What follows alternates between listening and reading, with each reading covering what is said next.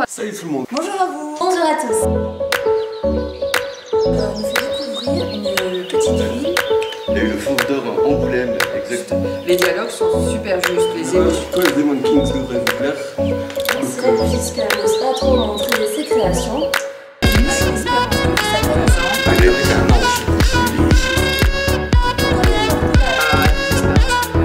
est du manga, c'est bon. Écoutez ça, c'est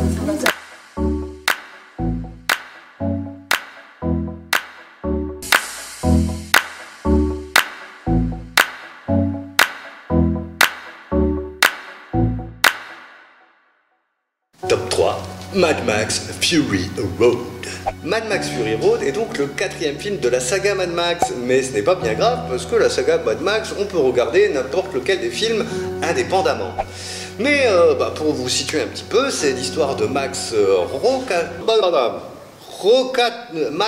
Rokatansky, c'est pas facile à dire, qui erre donc désormais seul au volant de son bolide dans un monde post-apocalyptique ravagé par des gangs qui se font la guerre entre eux pour essentiellement l'essence et l'eau.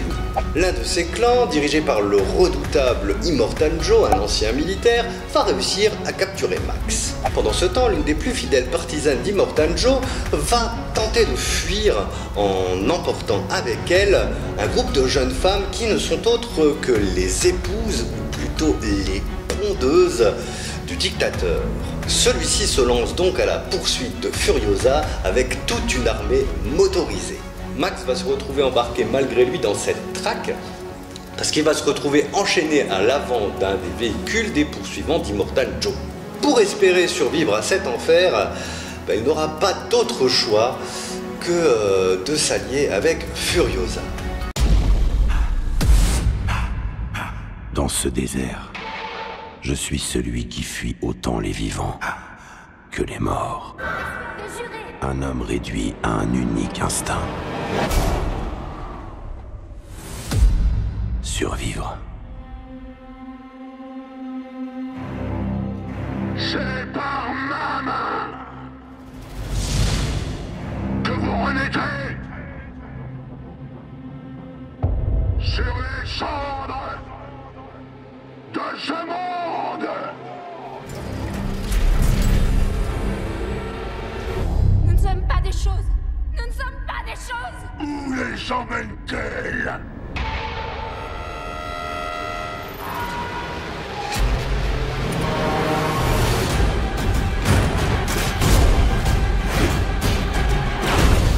Qu'on me les rende! Elles sont à moi! Mad Max Fury Road, comme les 3 films précédents, est signé par George Miller. George Miller est un réalisateur immense et avec ce film, il nous en fait une démonstration incroyable. Pendant toutes les années 2010, le cinéma d'action a ressemblé beaucoup aux productions Disney. C'est-à-dire que les principaux films d'action auxquels on avait droit, c'était les films de super-héros de chez Marvel, ainsi que les films Star Wars de chez Lucasfilm, donc tous des films de chez Disney. Lorsqu'en 2015, donc au milieu de cette décennie, débarque Mad Max Fury Road, le public n'était absolument pas préparé à se prendre une telle claque dans le visage. Parce que c'est un vrai film d'action où l'action ne s'arrête jamais. L'action ne s'arrête pas pour discuter des enjeux car on nous les montre par l'image. On n'a pas besoin de s'arrêter pour discuter et on comprend tout ce qui se passe. Et il va se passer infiniment plus de choses que ce que nous avait habitué le cinéma d'action des 10 dernières années. Il y a de vrais enjeux, il y a une réelle réflexion sur le monde d'aujourd'hui. Ça va nous parler de la place de la femme dans la société, ça va nous parler de la justice, de l'aveuglement qu'on peut avoir quand on est trop guidé par ses passions. Le film regorge d'idées à chaque plan, c'est tout simplement incroyable. Donc si vous n'avez pas vu Mad Max Fury Road, jetez-vous dessus et vous verrez que c'est bien plus que juste le cirque du soleil sur des voitures. En top 2, Mademoiselle de Park Chan-wook, sorti en 2016. Mademoiselle, c'est une des grandes claques du cinéma coréen qu'on se sera pris ces 20 dernières années. Parce qu'effectivement, on n'a pas attendu Parasite pour avoir d'énormes films coréens qui ont débarqué dans nos salles. D'ailleurs, je pense que pas mal d'entre vous connaissent déjà Old Boy, qui est le film le plus connu de Park Chan-wook, qui a donc réalisé le film qui nous intéresse ici, Mademoiselle. Mademoiselle, c'est un film qui va s'attaquer à un genre qui est devenu aujourd'hui extrêmement ringard, c'est-à-dire le thriller érotique. Et c'est vrai que quand on pense à ce genre, les premiers films qui vont venir à l'esprit, c'est des horreurs telles que Liaison fatale, Basic Instinct, Showgirls. Mais alors Mademoiselle, qu'est-ce que ça raconte? Eh bien ça nous raconte dans la Corée du Sud des années 30, qui était à l'époque sous la domination du Japon, détail extrêmement important dans le film, l'histoire de Suki. Suki, c'est une jeune servante donc de Corée du Sud qui, obligée par un oncle tyrannique, va rentrer au service d'une très riche japonaise, Dame Hideko, qui vit recluse dans sa maison. Elle va donc rentrer à son service et petit à petit être troublée par les charmes de Dame Hideko.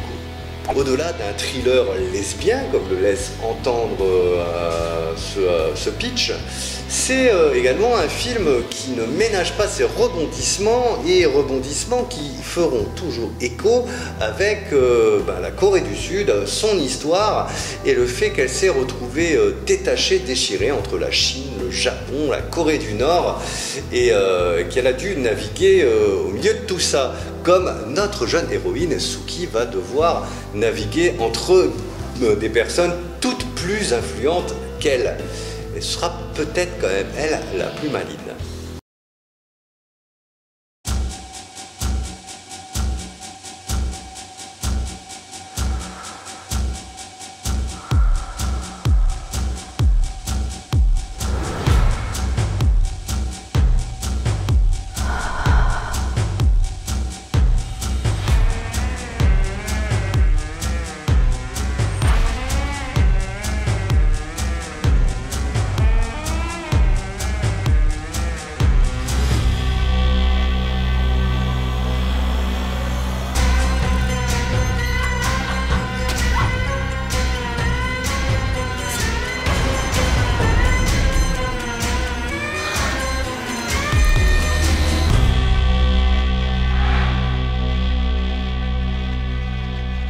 Mademoiselle était favori au Festival de Cannes en 2016, mais n'a pas obtenu le prix.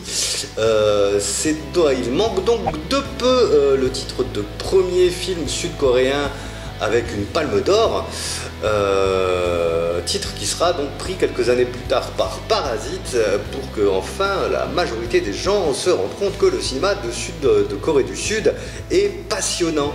Donc si vous voulez savoir un petit peu à quoi peut ressembler ce cinéma extraordinaire, plus inventif que le cinéma américain, français, européen réunis, eh bien jetez un œil à Mademoiselle, qui est une excellente porte d'entrée à un univers cinématographique foisonnant. Top 1, moi ce que j'aime c'est les monstres, roman graphique monstrueux à proprement parler, sorti en 2018 et écrit par la très talentueuse Emile Ferris. Donc oui, j'en ai déjà parlé, je vous ai déjà fait une vidéo à ce sujet, mais il était impossible pour moi de mettre une autre œuvre en top 1 au niveau des œuvres culturelles qui ont marqué cette décennie. Donc ce livre va nous raconter l'histoire de Karen, une fan absolue des monstres, des fantômes, des vampires et autres morts vivants. Elle se voit d'ailleurs elle-même comme un petit loup-garou. Et d'ailleurs, d'après elle, dans ce monde, il est plus facile d'être un monstre que d'être une femme. Un jour de Saint-Valentin, la jeune Karen va apprendre la mort de sa voisine, Anka Silverberg, une survivante de l'Holocauste. Elle va donc décider de mener l'enquête parce que, selon elle, elle en est sûre, ce n'est pas une mort naturelle. En menant cette enquête, elle va vite découvrir qu'entre le passé d'Anka, les voisins tous plus flippants les uns que les autres, eh bien les vrais monstres sont partout autour d'elle. Et si certains peuvent être des monstres magnifiques, d'autres seront ce qu'elle appellera les monstres pourris, qui peuvent faire bien plus peur que les monstres de fiction auxquels elle était habituée jusqu'ici. Que dire encore de plus sur ce chef-d'œuvre? Eh bien qu'il a eu le Fauve d'Or à Angoulême en 2019, qu'il a ramassé à peu près tous les prix de tous les concours auxquels il a été présenté. Il a reçu les Heiner Awards, il a reçu des Globes de Cristal. Enfin bref, si on devait mettre sur la jaquette du livre toutes les récompenses qu'il a reçues, il n'y aurait plus de place pour écrire le nom de l'auteur. Ce bouquin, c'est une merveille. C'est selon moi la plus grande œuvre littéraire de ce début de millénaire et espérons qu'elle va marquer la production à venir parce que c'est incroyable, prenez ce livre, lisez-le, il est formidable. C'était donc mon top 1, mon top 10, salut Facebook et puis à bientôt, ciao.